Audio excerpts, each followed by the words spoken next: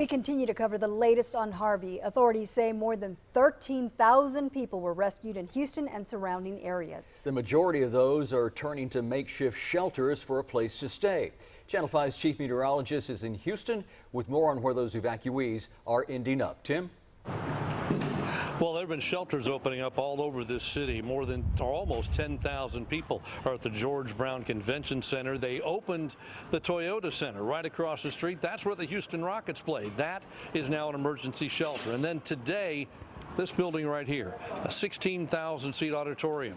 It's the Lakewood Church, Joel Osteen's place. He opened this today for a shelter as well. There was a little criticism early on when he didn't open it over the weekend, but he said it was surrounded by water.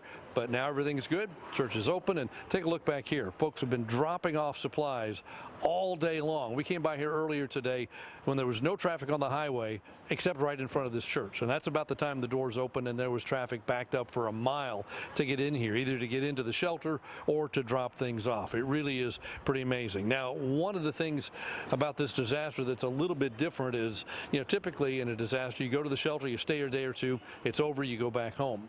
In this case, it's a little different because we don't know how long this flooding is going to last. Water runs downstream, and a lot of that downstream is right through Houston. So a lot of these people, whether they're this shelter or any other, but especially in this one, they may be here a while.